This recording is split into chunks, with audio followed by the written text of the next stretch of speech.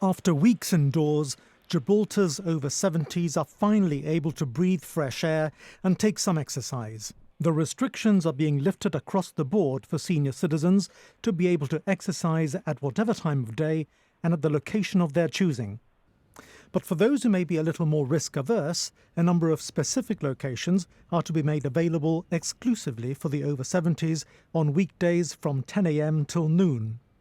These are Eastern Beach, Camp Bay, Victoria Stadium and Commonwealth Park. Entry will be controlled by the RGP and proof of age will be required. It'll come as huge relief for our elders, many of whom will have been feeling the effects of being indoors for such a long time. But the advice to them continues the same. Only go out if absolutely necessary. If you do go out, don't touch anything and respect the social distancing rules.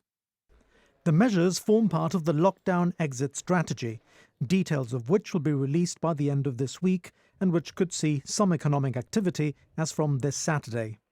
The plans will nevertheless remain fluid depending on the number of COVID cases that materialise. Like yesterday, there are currently 10 active cases out of 141 confirmed local infections. It was the first time for Sir Joe Bossano at the daily press conference. As someone already in his golden years, he focused much of his intervention on his 3,600 or so peers. He revealed that a new residence for the elderly, similar to Mount Alvernia, is to be built. The benefits of this will be twofold: the release of public housing units and economic activity. This is something that will go to outline planning permission within a matter of weeks, right? I certainly hope that at the latest it would be there in the next financial year. And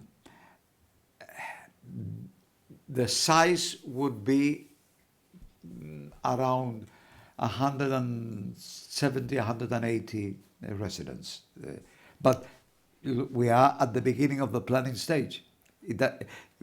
We have to see where we put the building, whether the DPC will agree to the size of the building to house those people.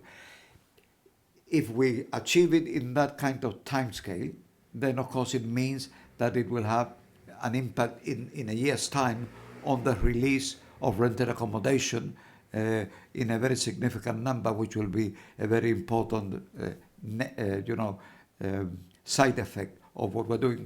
The economic activity that the construction of the home will generate will be important, as it comes at a time when Gibraltar is unable to escape the effects of the global recession that is ensuing as a result of the pandemic and which is already predicted to be comparable to the Great Depression of the 1930s.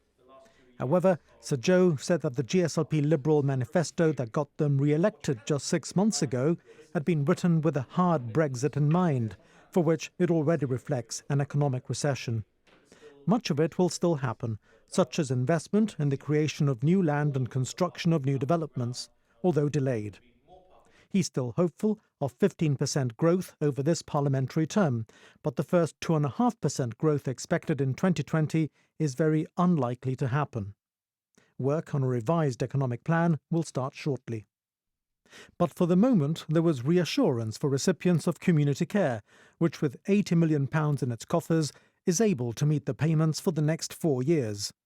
Sir Joe expects that the government will not be able to inject any new funds into the charity this year, but remains hopeful of being able to do so before the next election. Despite the talk of recession, the Minister for Economic Development was relatively optimistic about the future. I think the message that I want to say is one of optimism in both the areas that I mentioned, in terms of the protection of our senior citizens above 70 and indeed even before 70, that provided they stick to the rules, it should not be driven by fear, but by common sense. And I think my generation, in my view, and maybe biased, had more common sense than the generations that came after us. So that shouldn't be too difficult to manage.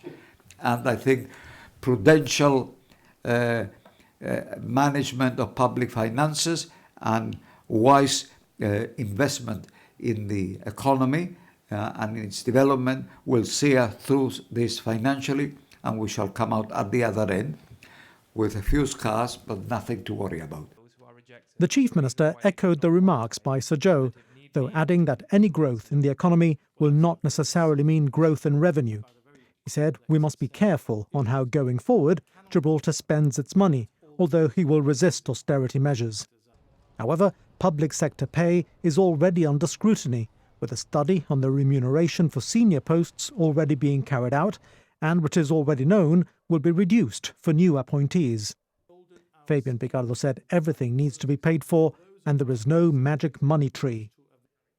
With his many years of experience as an economist, Sir Joe Bossano forecasts that the future will bring lower pay across the board and lower inflation, while the threat of economic migration increases.